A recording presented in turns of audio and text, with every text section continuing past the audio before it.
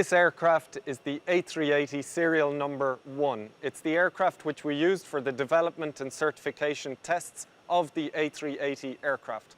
On top, we also used it to test the engine on the A350.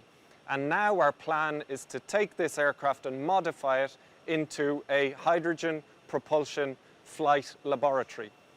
Our ambition is to take this aircraft and add a stub in between the two rear doors at the upper level. That stub will have on the end of it a hydrogen-powered gas turbine, and inside the aircraft there will be hydrogen storage and hydrogen distribution, which will feed this engine with hydrogen. The aim of this flight laboratory will be to learn a huge amount about hydrogen propulsion systems in real ground and flight conditions. And this is key in enabling us to achieve our ambition of having a zero-emission aircraft in commercial service by 2035. We're now inside the main deck of the A380. You can see that this main deck looks very different than for an aircraft carrying passengers. That's because it's a flight test aircraft. Now what I'm going to show you over here is where we're going to install the liquid hydrogen tanks. They'll be located in around this position. They'll be surrounded by a hermetically sealed container, and the distribution system will take the liquid hydrogen from this location up to the engine, which I showed you would be located at the rear on the outside of the aircraft. You can see that this size of aircraft gives us a huge amount of flexibility in terms of what we want to install in the different locations. It's also an aircraft which will allow us to evolve the storage and distribution and propulsion system over time so that we can prepare for a commercial entry into service by 2035. There will be a huge amount of instrumentation and sensors around the hydrogen storage, distribution, and hydrogen engine.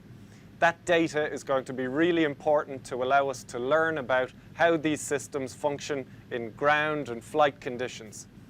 That data will also be relayed back to the flight test station. This is one that we see here that will need to be adapted for the specific test that we are going to go through.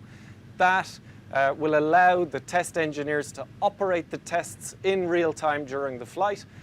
The data will also be transferred through telemetry into a ground test station where the data will be surveyed and the flight test will be managed. We're now in the cockpit. As you can imagine, the pilots have a hugely important role during the flight test campaign. So much so that, in fact, the cockpit will be slightly modified to manage and monitor the hydrogen propulsion system in flight.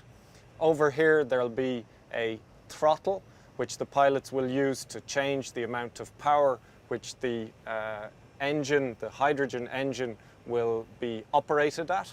And on top of that, there will be a display which will allow the pilots to monitor the different key parameters of the system during ground and flight operations. I think you can see that this flight test campaign, even on the aircraft, is going to be a lot of teamwork, requiring a lot of teamwork between pilots, flight test engineers, and ground stations. On top of that, there's going to be another level of teamwork required in order to deliver all of the equipment, all of the ground test benches and systems that are required for a successful completion. I'm really excited to be working with my colleagues at Airbus and all of the partners who are involved in achieving this ambition. It's a really important step for us on our journey to a zero-emission aircraft. And I'd like to thank everybody for their involvement so far and for their motivation to achieve the next steps.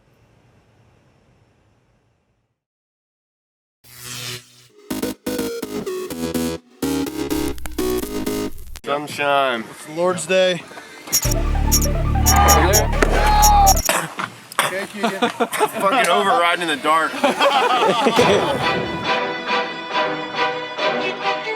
New waters for me, new waters for my coach. Like, we didn't really know what we were doing. We just treated it as any other big nasty race. For the last 5 years, 20 laps has been the record. You don't know what's going to happen. I mean, it's like, you know, the thing they say about 24-hour races, like, you know, 1 or 2 o'clock in the morning, it's like the police blotter, you know, like, and so you just got to be ready for whatever's going to happen.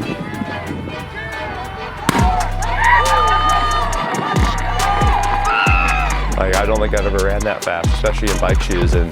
But I took off, had one person kind of elbow me, had someone else step on my heel, and I was like, you know what, we're out of here. Like, I kicked it into like fear mode and just boosted. Mission accomplished. Like, I was like, all right, first box of this beast of a race is checked. Like, I didn't crash, I got to my bike, now we can start riding. But there was people like still running past, trying to like get to their bike, and you're trying to weave around them, and like people were pointing like bike rear over here, and it was just like mass chaos. I was kind of looking for Taylor and Timone, and because I knew those guys were like the big, you know, the other solo guys I had to watch out for, and we were all kind of marking each other because you want to keep them in check. You don't want like another one of your competitors to get on a group ahead and be going faster than you, and you lose a couple minutes like the first few laps, you know, just because you weren't mentally paying attention. So. Fuck yes!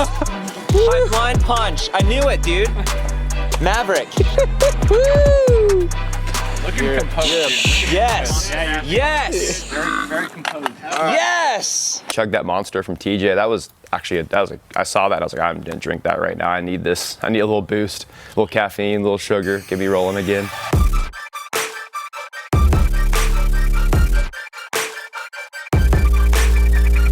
Leg warmers? No, arm warmers or long sleeves.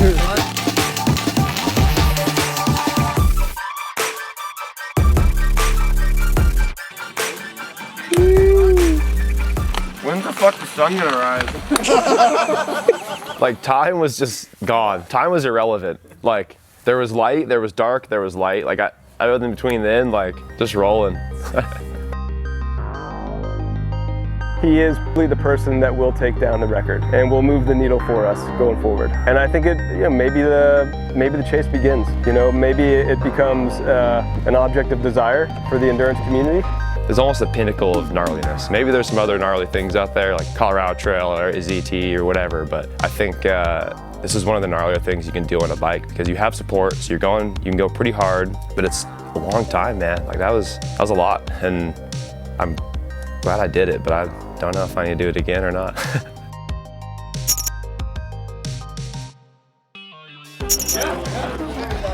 So, how you feel? Pretty buckled. You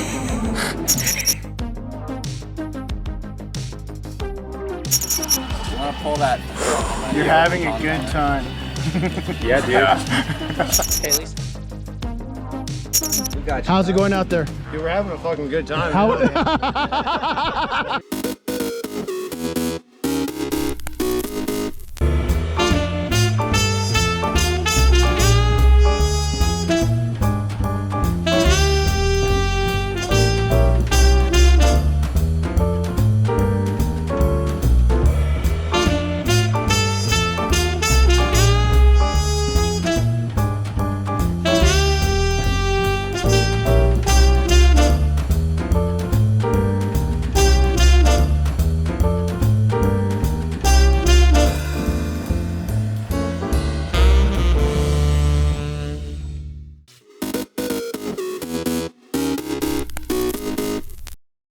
Spotting an opportunity is something I've always had, and fortunate enough to have people that have opened doors for me.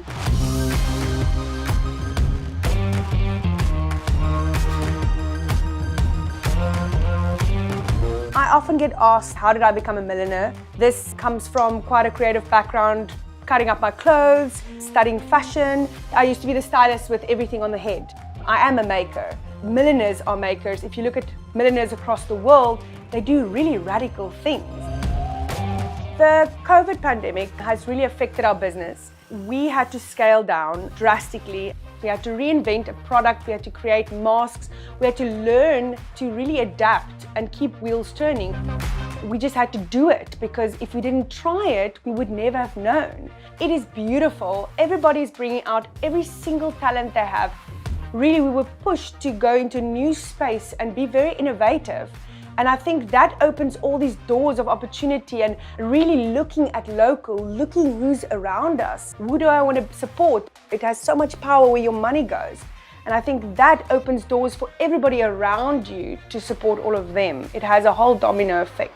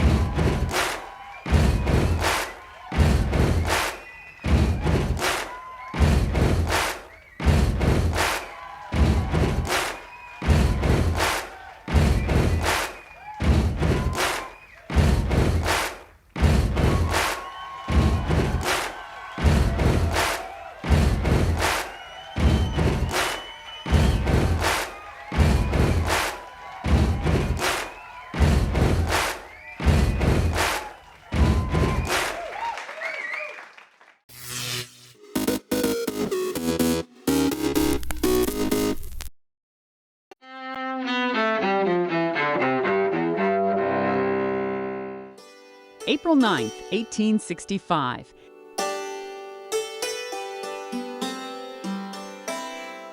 The American Civil War effectively ends after 4 years and more than 500,000 deaths. Confederate General Robert E. Lee surrenders his forces to Union General Ulysses S. Grant at Appomattox Courthouse, Virginia. 2003. Iraqis celebrate the collapse of Saddam Hussein's regime in the capital, Baghdad. They topple a statue of their longtime dictator just weeks after the U.S.-led invasion of Iraq. 1959. NASA announces the first 7 astronauts for America's space program, a group dubbed the Mercury 7. 1939.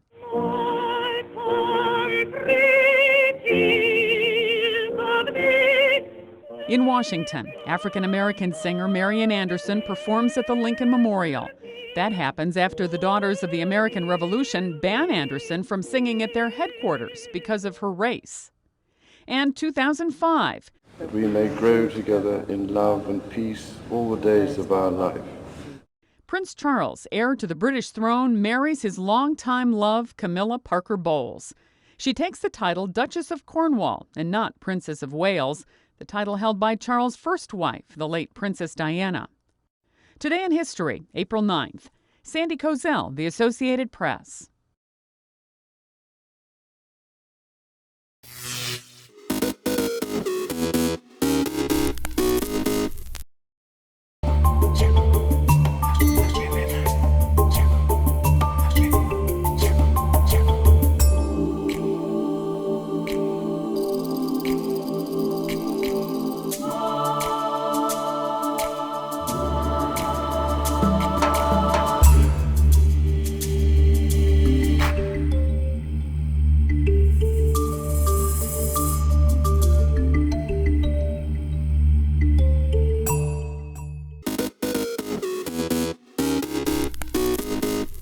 Welcome back in our studio, and in today's news,